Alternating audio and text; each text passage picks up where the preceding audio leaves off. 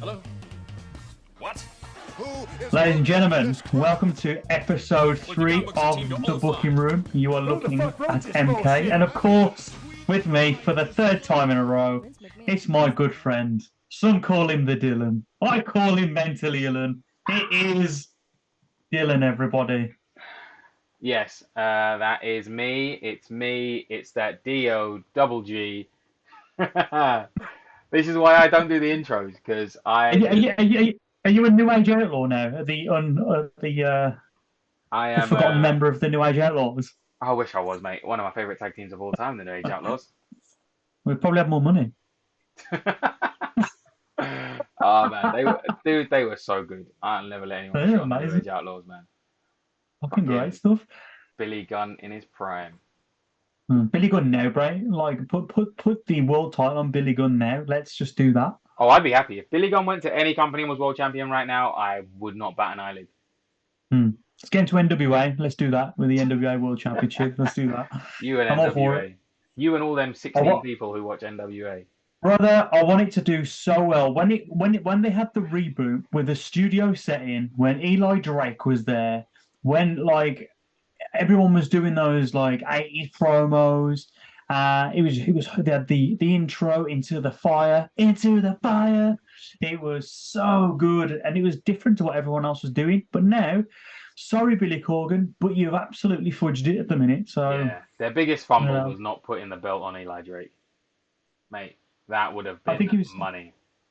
To be fair, in their defense, I think he was already there were like 8 episodes in, and people started signing to like AEW and signing to Impact, and yeah, but that's how you keep people around, right? You offer them something, offer them a little bit of something, some sauce. You know what I mean? Because what was it? When Eli Drake was there, wasn't Nick Aldis the champion for 946,446 days? He was for our sins.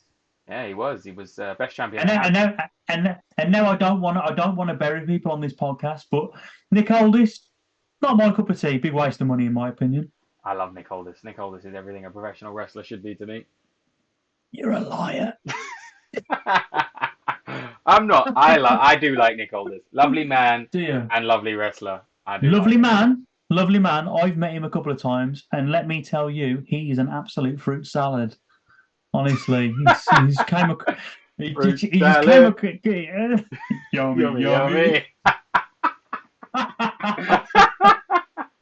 I'll wear my Wiggles merch next week.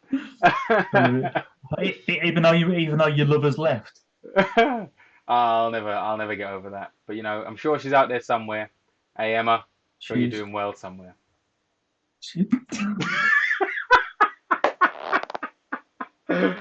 Is it stalking if you watch her on Netflix every day of the week? Oh God, this is where you get us cancelled. Right, mate. Listen, I'm not going to lie to you. I've been really ill this week, and I've been so off form that for the first time ever, I think you have actually watched more professional wrestling than I have. Well, that would be a first time forever, because you watch wrestling in your sleep. Like, I practically live with you, and you watch wrestling. You go to bed watching wrestling. You wake up and the TV's still on, and you're watching wrestling. Well, this is why I wanted this podcast. This is an outlet to spew the bullshit off our brains, you know. Yeah, no, it's fine. Like we reconvened before the pod. I caught you up, and I'm going to continue to catch you up through the pod, and catch up everyone who listens, all 25 of them this week, maybe, if we're lucky. To be honest, yeah, like thanks for those who have actually tuned in this week. You know, it's nice to see people tuning in. Not as much as the first week, but you know, this is a growing process. You know, of course we're gonna have growing pains. So if you can, like, subscribe, share this content, we do appreciate it. We do want to engage. So any of that good jazz, please do it. Any of that, I digress. So yeah, you're going to basically catch me up today, Dylan, on the old week of wrestling. I did watch some. I did catch quite a few clips, but now I have been ill, and there is 15 hours of professional wrestling to watch these days. So I found it quite difficult.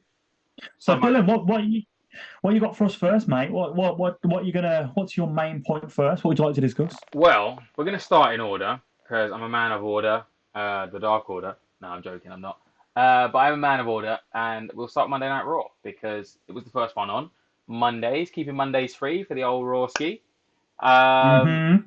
Key points. Obviously, we had the Lesnar Cody build and its ongoing self. So Lesnar wasn't at Raw, and was he really needed? I didn't really think it. I thought Cody gave a very good promo, referring to Lesnar as, the mountain he's got to overcome, the next obstacle, the next challenge. I did. I'm very worried with Cody at the moment because, to me, and I think I've mentioned this on the pod before, and I don't know if it matters to others, but it really does matter to me. Finishing the story is winning the WWE Championship. To me, Mm-hmm. it's Mm-hmm. literally what he said. He said it. Those exact words when he first came back, and he talked about putting the belt in his dad's hand, and then he couldn't do it, but he was going to put it around his waist. I'm Mm-hmm. going to be very gutted. I'm going to be happy with the story if they give him Seth, because, them two need to finish their thing. But I'm going to be very gutted if he gets the Consolation World Heavyweight Championship. I don't think it's going to happen. I genuinely don't think it's going to happen. Like, I think that people have more of a voice these days than ever because of social media, and like people like to say the WWE don't pay attention, but they actually do. They pay attention more than people actually think, and he's going to be the WWE champion.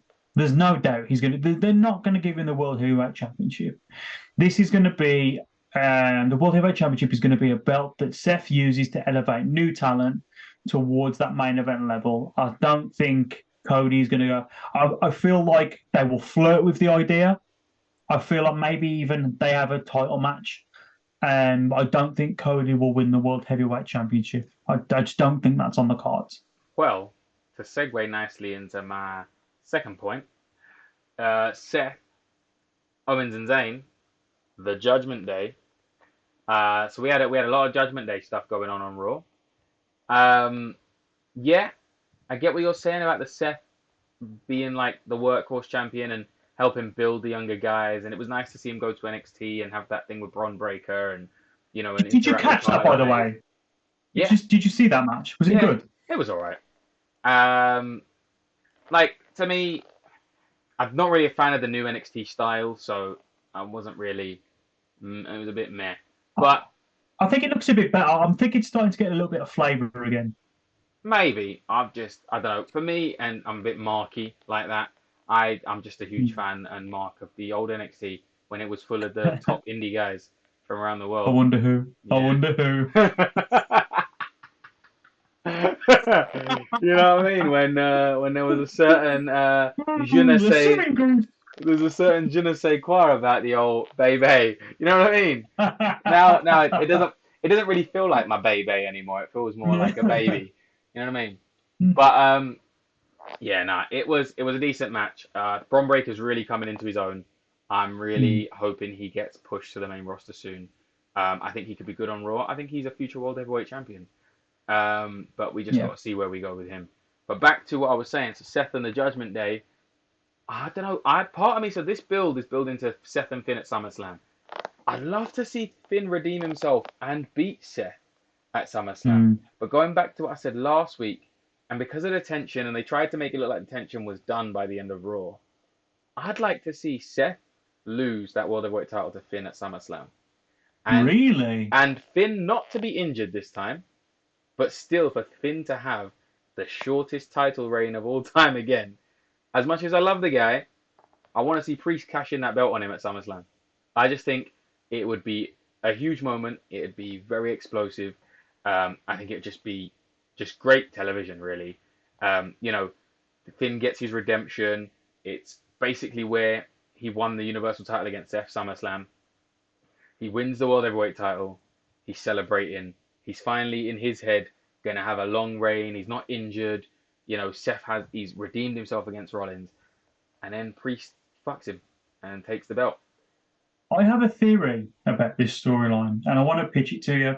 Go on. We are the booking room, so let's book it. We are the booking room, so I'd like to rebook it here. Like, the way I see this panning out, and this is just simply an idea, this is obviously hypothetical, it's the concept of the show.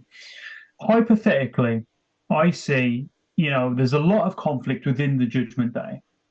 and we're building it where the Finn is this renegade. Is Finn going to be with them? Are they going to fall out? There's just this big conflict, especially over the briefcase. Now, I think we should get to the point now where the Judgment Day falls back into a unit, so we look like we're on the same page. And then we build to SummerSlam where Finn doesn't win again. And then the Judgment Day beat down Seth after the match. So they all do a number. They're all beaten down. And the Judgment Day, as a collective, convinced Damien to cash in. And when Damien cashes in, the rest of the Judgment Day, like hyenas, switch on Damian Priest with the debut of JD McDonald. And they all cost Priest collectively the Money in the Bank briefcase, making Damian Priest coming out of this story as a huge babyface. And you have a new Judgment Day for Damian Priest to feud with.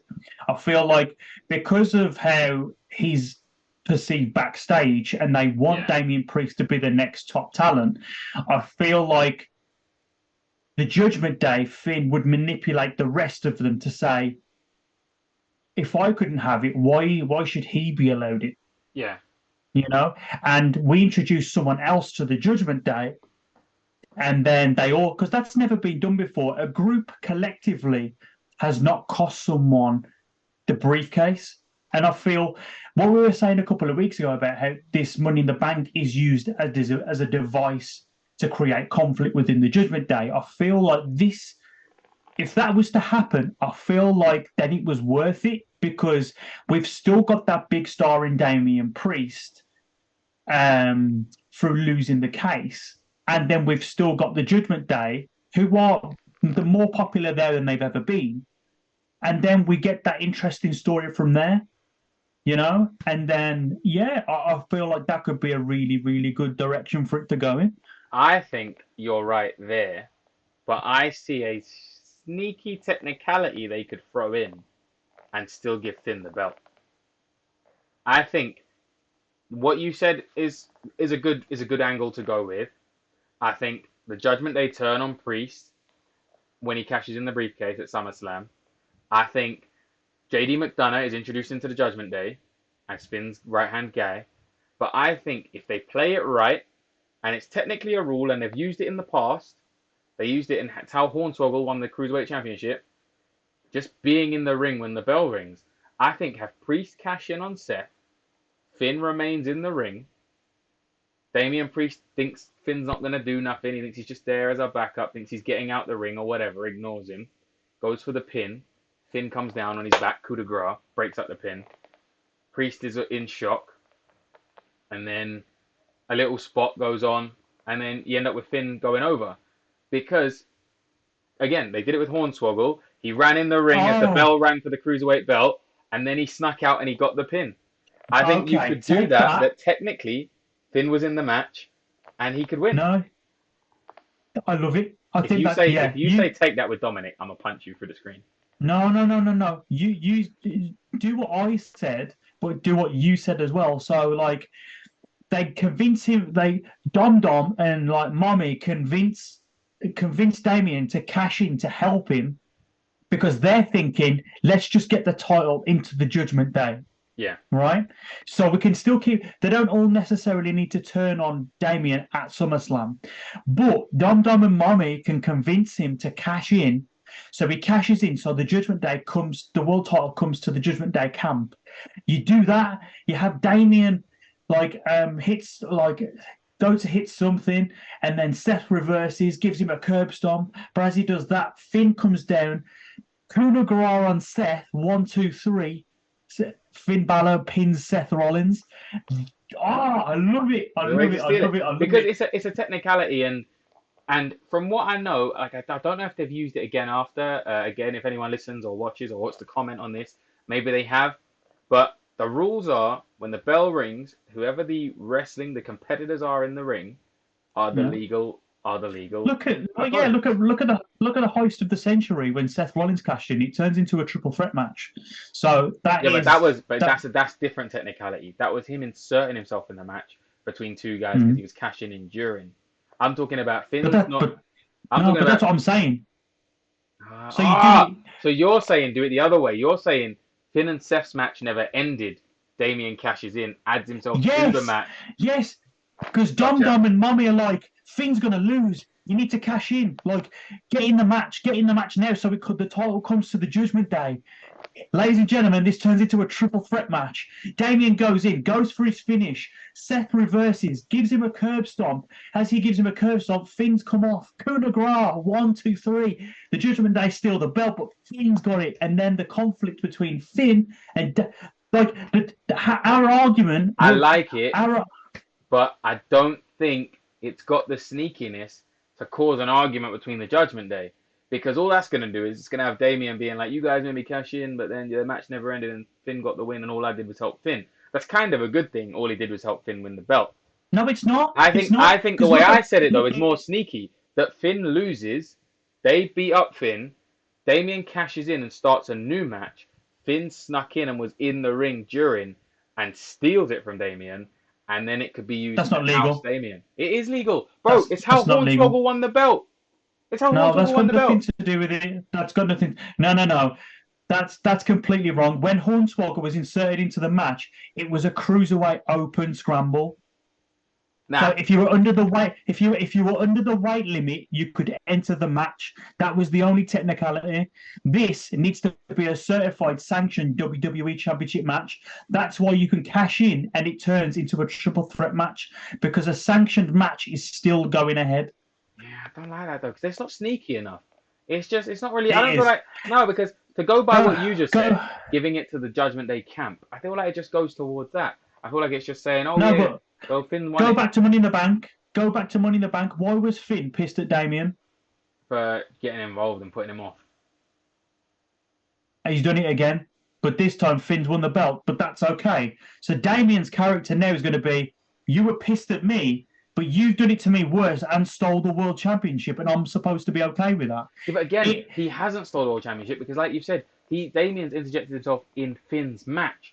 So Damien had to know the risk was going to be that either Seth or Finn could have won. It's a triple threat. So Damien's still at risk. Once he cashes that in, whether or not he thought he had the right of way to win, he still had to have it in the back of his head that it's a triple threat.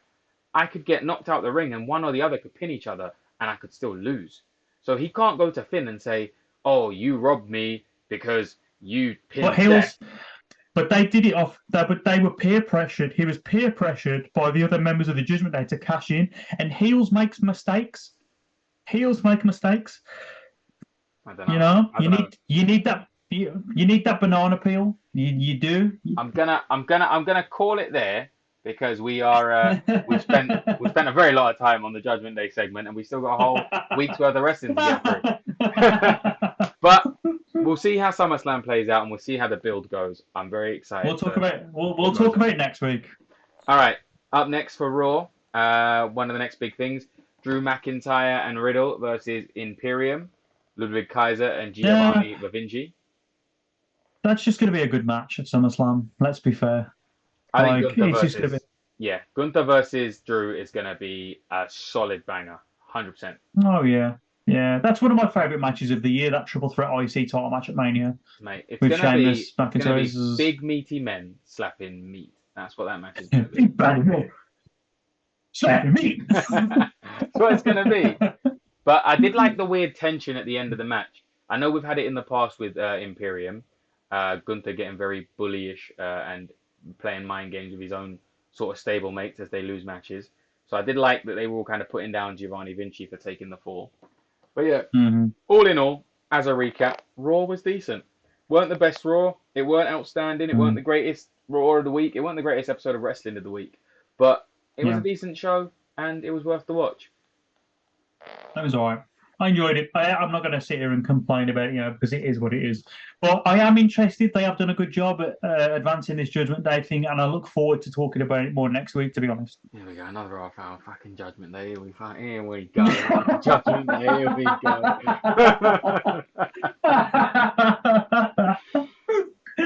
Right. Yeah, cool. All right. Sweet. Up next, AEW Dynamite. Now, you probably, if you're listening to this and you're a wrestling buff, you're probably going, oh, but what about NXT? Don't really have time for it in all the week of wrestling. Um, it's good that they're using a lot of main card stars. You've got Dominic going up for the North American Championship. You've got Mustafa Ali going for the North American Championship. You've got Finn against Carmelo Hayes. You've got all these sort of guys who are doing things. NXT is an interesting product. If you want to see the new talent rising, it's worth the watch. But I will start watching it again from next week, I think. I do like the look of it. I'm quite happy what they're doing with Bron Breakker. I'm interested to see where he goes. To be honest with you, like Carmelo Hayes hasn't quite hit me yet. I'm not really sure why. He's just I appreciate why people like him, and he does come across as very charismatic. But to me, it's nothing we haven't seen before in a talent who wrestles that similar style and has that similar character. So for me, he doesn't really stand out for me yet. So I don't know. It's going to take some time for me to warm on Carmelo Hayes. I don't think he's main roster ready yet, to be honest. no, I completely get you. I think he's very talented in the ring. I think he's somewhat great on the mic. But yeah, if I'm going to be honest, I don't see what makes him him at the moment. Yeah, he's put on some bangers, namely with Adam Cole, baby, in his time in NXT. Like he's had some good matches, and it's good that they've put the belt on him. But yeah, I don't see it. Maybe someone, again, get involved in the comments. Maybe you can explain what's so great. Yeah, But don't just give please me do. the usual toss of his promos are the best. He tells the best Mm. promos because there's like a million Even guys better. even if even if he's a good talker, I would have someone like MVP introducing him. Yes. And I would bring him in that way, not just because of like ethnicity and like I don't know, there's a big thing there at the minute, and we'll talk about the Street Profits and Bobby Lashley and Hurt Business and stuff. I've saw a lot of rumblings about that, like people are just saying, oh, it's another Hurt Business because of like because they're all happen to be black, and it's like no, that's not the reason. But we'll Well, come to that when. I wouldn't go with the race thing on that. I would say though, before we get down to that segment, I would say that I do believe it is a reignition of the Hurt Business. I do see them bringing it back. I mean, they teased it a lot sort of towards the end of last year. What MVP and what was the Bobby and the presentation? Omar stuff. What was the presentation when they got into a limo? Did they get into a limo? What was the So basically, what was the presentation they at? were like, we're waiting for him. Where's he at? He's running late. Where's he at? And then obviously that's not me doing a generic voice. That's how they sound. And then it is how they sound though. And then this big Hummer limo pulls up. The Bobby Lashley gets out in a suit, looking a don as usual. And then Street Profits get in, and Bobby Lashley smirks and gets in the limo with them, and they drive off. Nothing more, nothing less, no words said. No, I like it. Good. But again, like I said, it could be leading. Like I said, towards the end of last year, and with Mania and stuff, we had a lot of the build around Omos and Bobby and the possible reignition of the Hurt Business. They threw those teasers in with Shelton and Cedric in the back of Raw constantly on the build to Mania and that. So could we see Hurt Business expand as an even bigger faction? You know what I mean? Like led by Bobby. I think people want it. Yeah, led by Bobby and MVP as the talker, with Omos, the Street Profits, Cedric, all that, because they would really dominate. Like that would be a good stable to have. But yeah, we'll see where that goes. But that's too early because that's talking SmackDown, and we're on AEW right now. Let's get to it. That's okay. Let's talk about the first thing I want to get off the AEW mark, just to throw it in there. Next week is Jack Perry versus Hook for the FTW Who Gives It Championship. I'm going to watch it because I'm a huge Hook mark. Jack Perry is about as plain as white painted walls. But I am going to watch it because I'm invested in anything Hook does. And I don't know why the FTW Championship exists, but it does. So, I'm not invested, but I'm here for Hook. Oh, sorry. There's something that I did see on Raw that I'd really like to go back to. All right, you've got 30 seconds. Run it. 30 seconds. Right, okay. The standoff and story between Logan Paul and Ricochet. Okay, you got more than 30 seconds. Yeah, I can't believe I forgot that. I had a big issue with that segment for a variety of reasons. One was I had an issue because I don't know what Ricochet got from that because the whole Logan Paul promo was which I thought was very well delivered, by the way. He came out saying, like, people like me because of like who I am, my popularity, or people like you for is a TikTok, you're a highlight reel. And which kind of exposes Ricochet for what he is and his lack of personality, which I thought kind of buried him, you know? And the whole segment, like when he backed it up, and then it got to this awkward standoff. I don't know if someone forgot their words, their script, but then Ricochet just randomly does his flip over the rope and does a standoff. To me, it wasn't really booked well. Like, and the crowd for one didn't react when he did the big flip, which is mind-boggling to me because that But should be really impressive. do you want to know why they didn't Um, react? because they've seen it before. Yes, that is literally why they They've didn't seen it react. before. He did it with They the just Velveteen Dream in NXT. It was a bigger they moment just then. tried to yeah they're just trying to overwrite that moment. I get that, but like the way they did it, what I would have personally done is going off the promo that Logan Paul said about being viral, that he's a human TikTok. I would have the cue should have been Logan said, "Oh, you want to be famous? You want to be a TikTok? Watch how viral you get off of this." He pulls his phone out, goes live on Instagram or Twitter, and he films over his shoulder and says, "There we go. There's Ricochet. This is the most over you're going to be. This is the most viral you're going to be." Then he does the flip over the top rope. Boom, he sees it through his phone. That would have been great. It's live on TikTok. It's social. He drops the phone in shock. He turns around. Ricochet stood there. They have a standoff. Give the crowd to react, to breathe. And then Ricochet, instead of doing wrestling moves again in a beatdown, Yeah, I hate he that. just punches Logan Paul on his ass. One punch. Logan's in shock. Ricochet looks down on him and says, "That's not what I'm about. I'll knock your punk ass out." And then he walks away, leaving Logan Paul embarrassed, punched on the floor. And that's how you should have booked that angle. And Ricochet would have been very much over at that point because, you know, he would have punched Logan and the fans would have been all behind it because they don't Yeah. like Logan. But I do think you're right there. That was a very good way to book it. That was styling there. You're showing your director skills, mate. You have Tarantino phone in. No, it was very good. Very good call there. But no, I agree, Blade. Like I think the way it was done was a bit bad. The standoff was a bit awkward at times. Awkward. I think people did forget lines. The flip kind of. I get why they Out of did it. nowhere. I get why they did it. To be fair though, and this is just coming from just sheer amazement and just raw human talent. Like no lie, whether you've seen it before or you see it 1,000 times, that's a freaking impressive feat. Bearing in mind, So impressive. a WWE ring's highest rope is like somewhat near what, like 13, 14 feet high. So Ricochet is like, bearing in mind, yeah, he's running off a trampoline and doing it, but like, you know what I mean? Like that's a high flip, and to land square on his feet, no stumble His and knees. like Mm. solid boom like a superhero. Come on, Mm. man. The fact that the crowd didn't react, I was a bit let down by the crowd, less than Ricochet's Mm. side. Yeah, then they had they fumbled the. Oh, am I supposed to hit you? Am I supposed to hit you? And then Sliced bread. Sliced bread. And Why? yeah, bro, I've said this to you a million times, and I'm probably gonna say it on this podcast until the day we stop doing it. I Yeah. hate it when they do moves in a fight, man. Like It's not real. the two of you are clashing because you both cussed each other out and you want to fight, bro. Yeah. If I went to a bar and I said to a guy, "I'm gonna slap you," and he went, "I'm gonna knock you out," and then he ran at me and I went under and I went, "Oh my god!" and I hit with a rock bottom. Stop. Like, do you know how? Like, it's gonna be funny. Everyone's gonna laugh. So dumb. But you don't do it.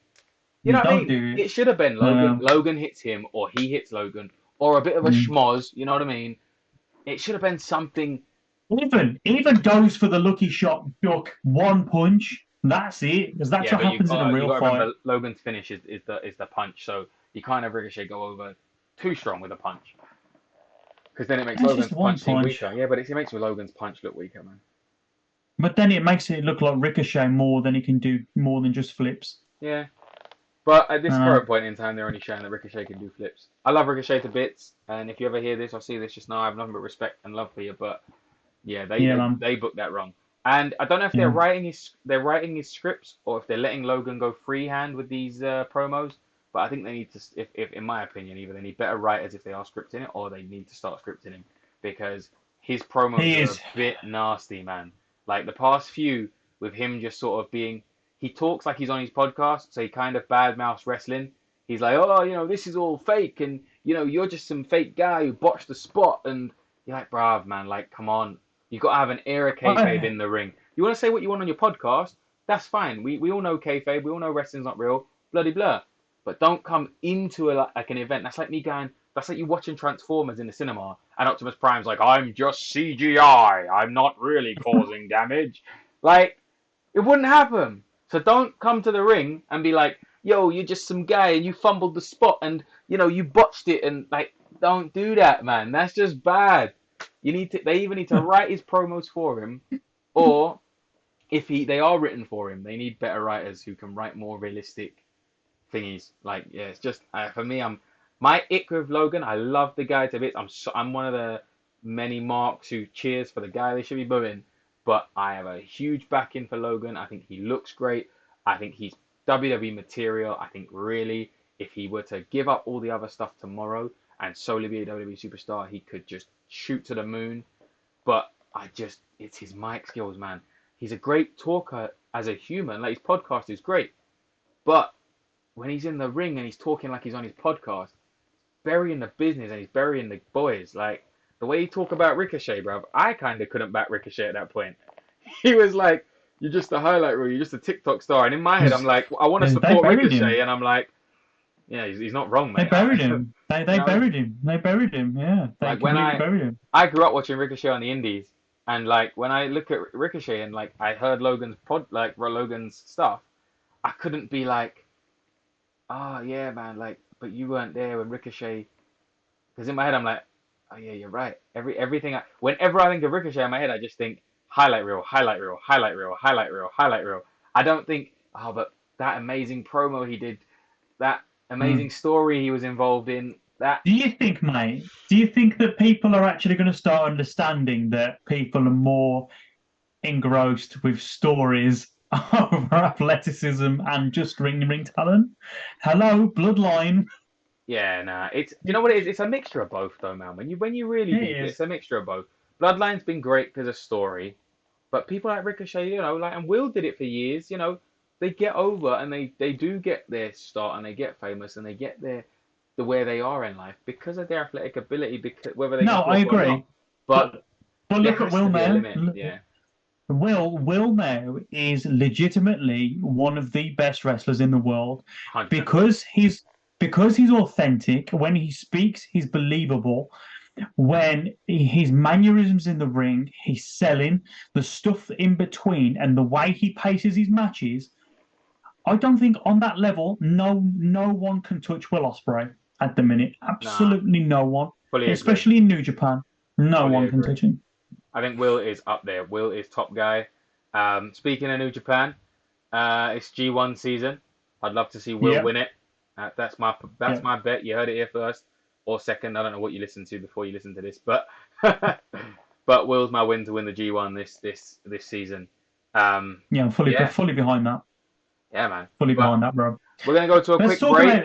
We're gonna go to a quick break, and we're gonna resume momentarily. So hold that point. AEW. Welcome back, everyone, to the booking room. Dylan, where are we at? A bit of All Elite Wrestling this week. Bit of All Elite Wrestling. So, Adam Cole, MJF, continuing their feud and tag team storyline. I'm really digging it. Very, like we discussed last week, very sports entertainment.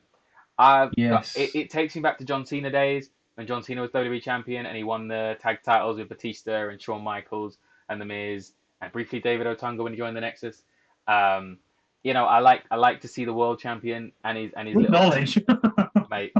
I like to see the world champion tag in with the guy. It's a unique. Well, it's not a unique story again because I said it's been done, but it's a different take. You know what I mean? It's a different way of doing things rather than just having oh, I hate you. I hate you too. I hate you, Batista. I hate you too. You know what I mean? Like, it's just nice to do something else for a change and have. It I helps. don't know. It helps that they're very charismatic as well. Like they're Yeah, clicking and gelling so well. their promos when they're like promotional work outside, where they're at the gym or at the bar and stuff, is really good. I'm enjoying it. It's Mm. funny. Um, yeah, really enjoying what's going on with them. All I'm wondering is who's gonna swerve who.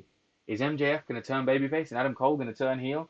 Is MJF gonna be the piece of shit that he's always been and turn on Adam Cole at some point? Are they actually gonna win the tag titles? All this and more next time on Dragon Ball Z. I think it's a perfect way as well to get FTR in a main event. I think it's a really good way to because of the work FTR are doing. Like not a tag team like them in the world, like I appreciate that old school style. I love their work. Not a tag team can touch them, in my opinion, at the moment. And I feel this is a good way to get FTR into a main event picture, which I'm thrilled about because they deserve the attention. And I think personally, I'm still sticking with my Roddy Strong booking. Who's going to fuck Adam Cole? I'm still sticking with it. I don't think you're wrong. Like, they incorporated Roddy. Was it this week or was it last week? Bloody hell, I see so much Every wrestling in week. it. I see Every week. it seems to. I always get lost because it's so much wrestling in a week. It just merges together. For me, it's all one big show by the time we record this podcast. Um, yeah, so I'm interested. I think maybe we see a little undisputed.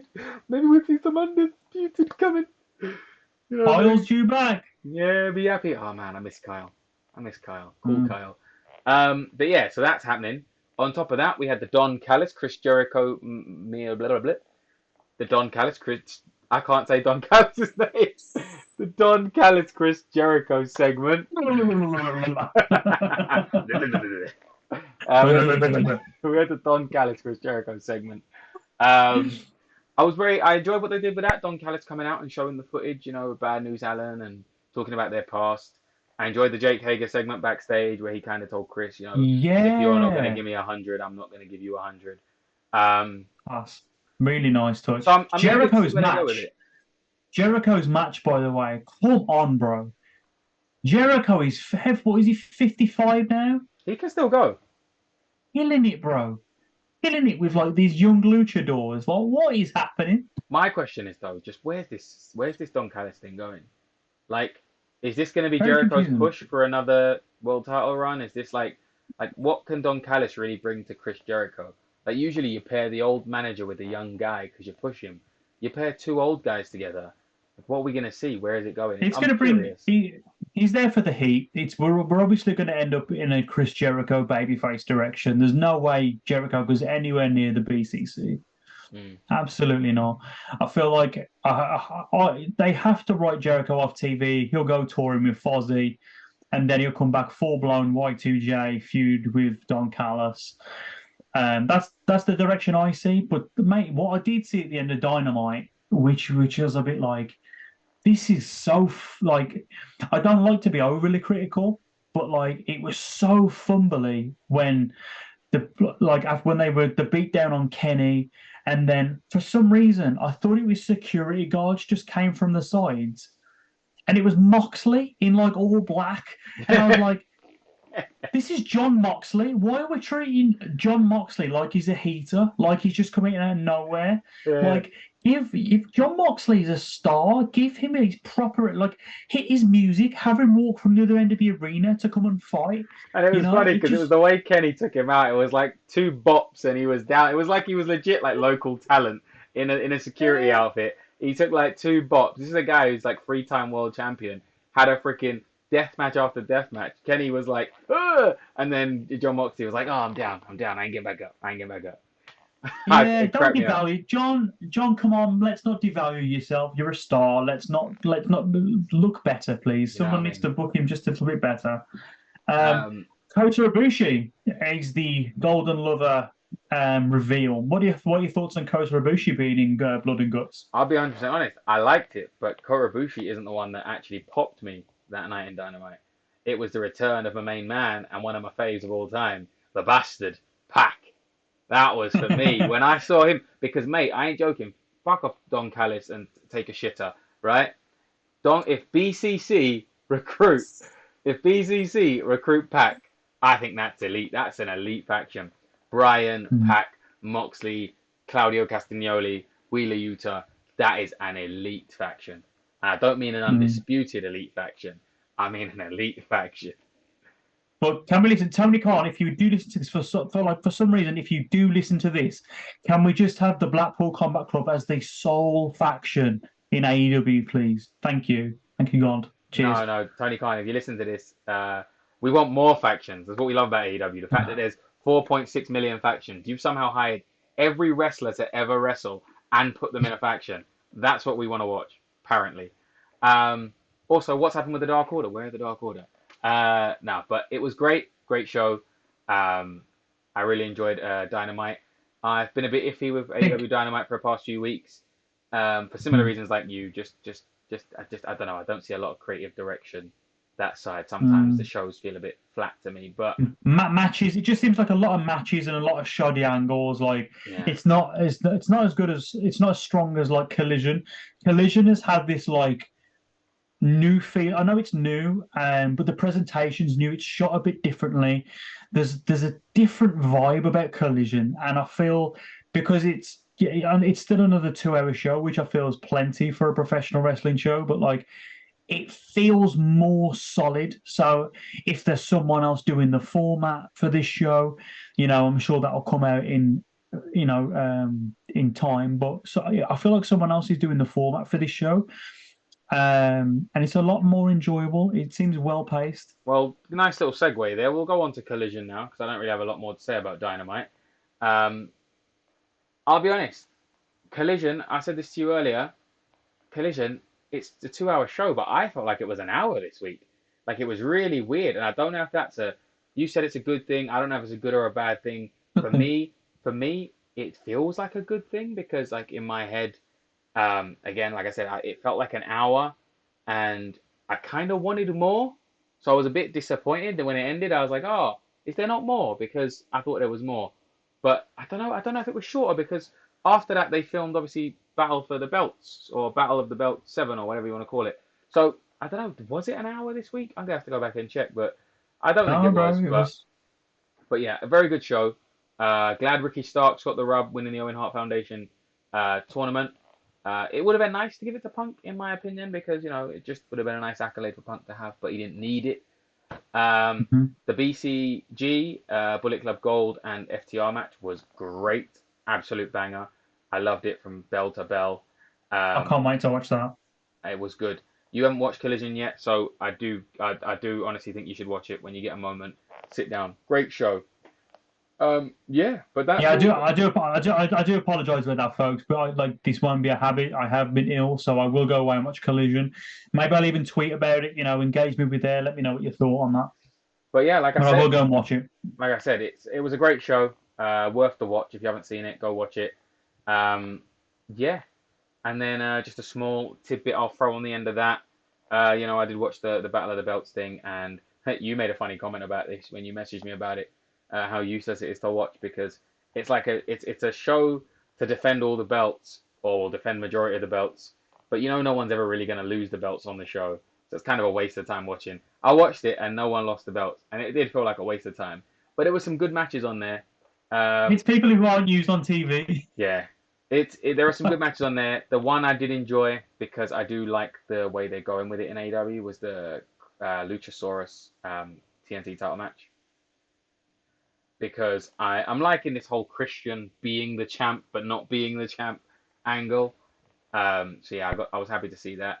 It really opened my eyes though for Orange Cassidy though. Obviously him and the Murder Hawk had their match on that, and opened my eyes. I realized like this guy's been international / All Atlantic champion for time now, over 200 days. Like I thought his reign was even longer than 200 days. He's really had a decent run, and he's a fighting champion. Yeah. He defends it very frequently. I got huge praise for Orange Cassidy there. I don't get the character. I kind of feel like he should have grown out of being the boring, bored, tired, sleepy guy by now. But I have to give him props. He's been the fighting champion, and I can't lie. I like his title entrance. I think it's the most unique entrance in all of wrestling for him to bring the belt out in a bag. It is. It's great, but I know, like obviously I know him. Like he's such a good dude, and I feel with the work he's doing, he's just showing that for his size and his character, he's got the ability to work with absolutely everybody, and I feel like that is the type of talent that is absolute MVP on your roster. Like he's working with anyone. I love his matches with big guys. I'm a big fan of clashing styles and clashing sizes matches.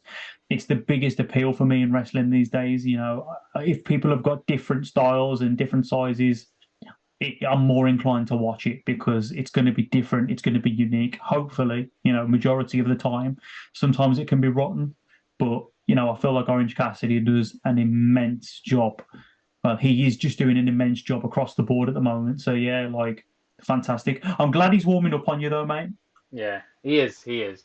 But for AEW, that was the weekend haul with Enriquez Mall. Um, Uh, yeah, I did there. yeah, there's going to be so many inside Bo Selector jokes on this podcast. It's going to be unbelievable. My little Easter eggs. I was going to say the weekend bits with Jordans, but I thought I'll leave it there. No. YouTube's taking it straight down if that happens.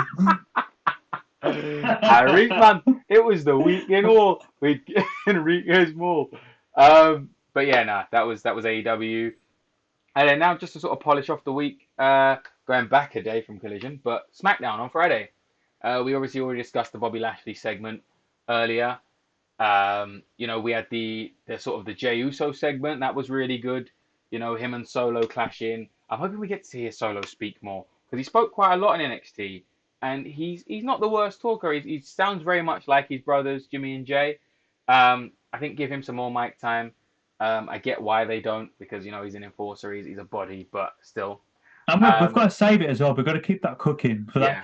Yeah. When he does speak, it will mean something. And when he does speak, it should be the time when he does go off on Roman.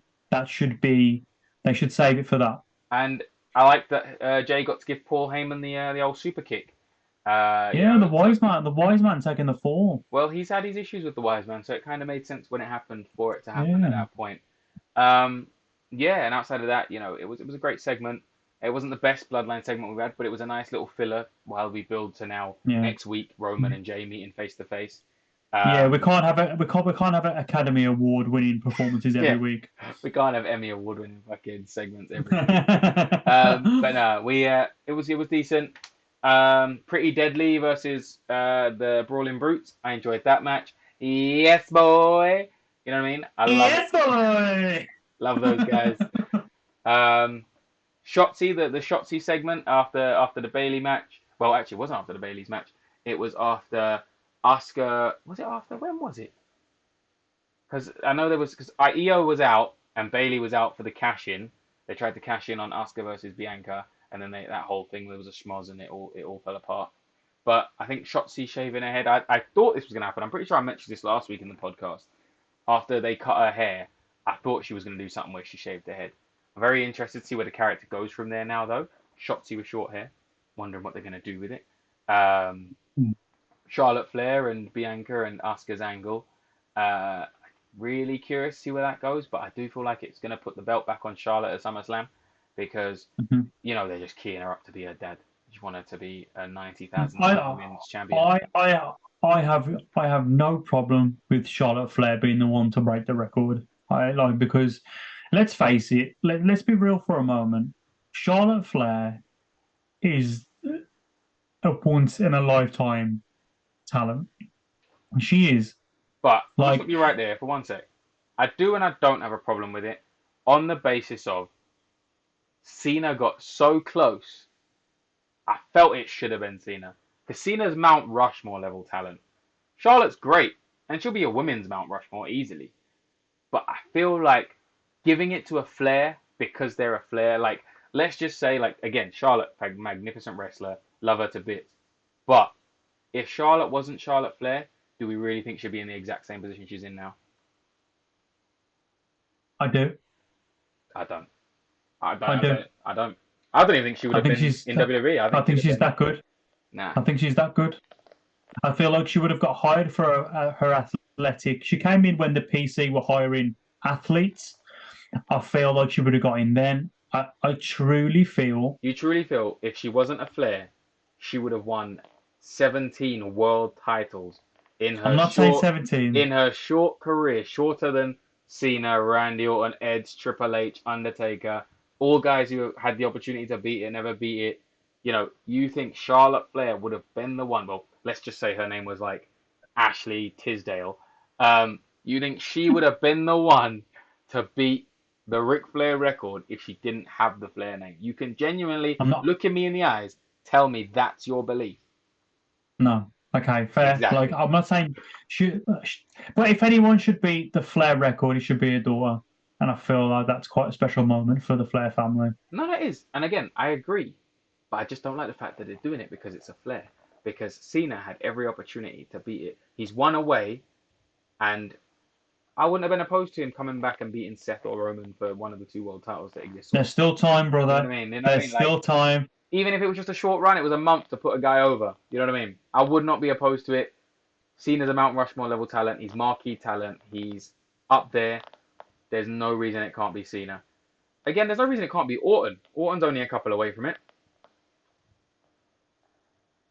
Who knows? We'll But see. it's gonna. I mean, if Charlotte, I mean, I could be wrong in this. I'll have to research it after. But I'm pretty sure if Charlotte wins it at SummerSlam, she's at 16, or she might be at 17. She may even be there by now.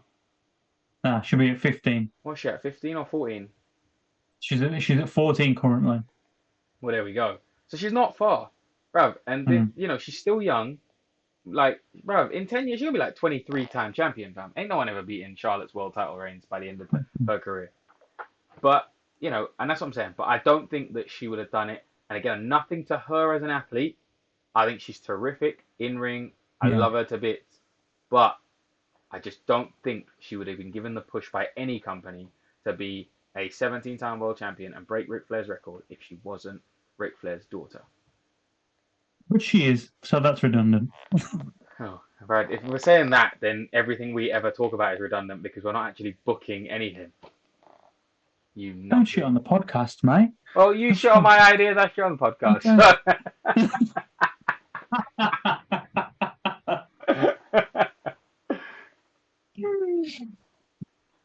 And then what else happened in wrestling? What else happened on SmackDown? What else happened on SmackDown? This was the last ever episode of the book. You threw my bloody brain out. What the hell happened on SmackDown? Where the hell are we? No, that's No, you, bro. no. We're gonna end it with one last. I got one last drizzle before we sort of close out our week. I'm really excited. Well, not excited. I'm really happy with this US Invitational that they've started for the US title. Yeah. I think it's really great. I said it to you last week. I think Eli Drake was gonna get the Eli Drake LA Knight was gonna get the mid card title rub because I knew they weren't gonna get the world title just yet. So let me talk to you. I think that he'll probably win this Invitational, but I think this Invitational is a great idea. I think, you know, they needed something for Austin Theory. They couldn't just give him another story, another contender. You know, there's too much going on at the moment as there is. There's some big time stories going on SmackDown. I like that they didn't just pick the usual candidates for the US title though. You know, we had Santos Escobar, we had AJ maybe, but we had, you know, Butch, we had Grayson Waller after getting the Edge rub, got involved in that Fatal 4-Way. I thought that was really good. I was a bit not peeved, but I was a bit I don't know what the word is, but a loss of Santos Escobar winning, because again, like if LA Knight wins next week's Fatal 4-Way, yes, I get it, like because then you know Santos really gains and loses kind of nothing, losing to LA Knight, but I thought maybe because out of everyone in that match, I thought give Grayson Waller the rub, gives him a little bit of a push, but also he's heel enough at the moment that it would have been a nice little thing for him to lose or at least gain some heat facing LA Knight. You know what I mean? But again, LA Knight might not win next week. I'll be gutted if he don't, because I really do think he should be the one to face Austin Theory at SummerSlam. Would be the person. What I would do there is I feel like it's time to pull the trigger on LA Knight having a mid card title. I think you hit the money on that. because like it's what we did with Rock, it's what we did with Triple H with the Intercontinental title. It's time. He's over. Give him the mid-card belt, and then we keep Grayson Waller away from LA Knight until the point where LA Knight is ready to move up. And that's when you have Grayson Waller built up, sweeping, take the US title away from LA Knight, and then LA Knight can move on to the main event, whilst Grayson Waller is your piece of shit, chicken shit heel with the US title. Again, now you say this, but again, I think Grayson Waller's got it when he changes his gear.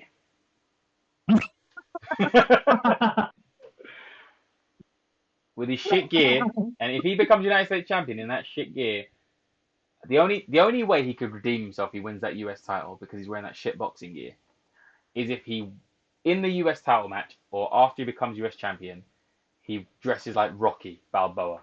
I'm talking, no, not Rocky Balboa, Apollo Creed, when he faced Ivan Drago. I want him in full US, or for him, Australian, like, get up, like, fully, like, I want a top hat, I want sparkly gloves, I want US, or, like, Australian flagged like shorts. I want him like full on, like just coated.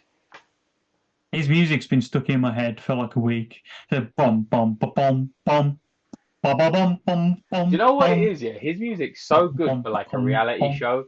It gives me weird, like it's not, but it gives me Love Island vibes. Yeah, I get that. It's really good. But yeah, that's the week in. No, I was about to say the week in bits again. No, week in bits, no. So, ladies and gentlemen, thank you again for joining us on the Booking Room. Like and subscribe. I'm not going to say it again. Just please hit that subscribe button. We do appreciate it. We want to move forward with this podcast, and we do appreciate that. But yeah, that's all we've got time for on the Booking Room podcast this week. So, Dylan, anything to say before we close the door? Not a lot. Just started getting back into NWA recently. Yes. Anyone who watches this, please give it a watch. I think they're doing some really cool things with EC3 at the moment. He had a good match the other day. He kind of teased sort of giving up the title that he's been holding for a little bit, and he's going for the world title. So I really do hope they put the what is it, the 24 piece of gold or the 14 piece of gold or whatever they call it. It's the £10 of gold, and I'm really ashamed if you're not knowing that. Bro, I don't follow NWA like that. Don't say you can't. You cannot come on a wrestling podcast and say you don't understand the £10 of gold. Don't do it. No, I understand. I just don't follow the NWA like that. You know me. It's just not my. It was never my thing. It's time to close the door on the Booking Room. Yes, Love you a long time. Thanks, guys. Auf Wiedersehen. Excuse me. Hello? What? Who is booking this crap? Well, if you can't book as a team, you're all fired. Who the fuck wrote this bullshit? I'm gonna tweet my displeasure. Vince McMahon, he's the bad guy. Yeah! Old and fucking tired. I work with fucking children. And what qualifications do you two feel you have to work here at the zoo?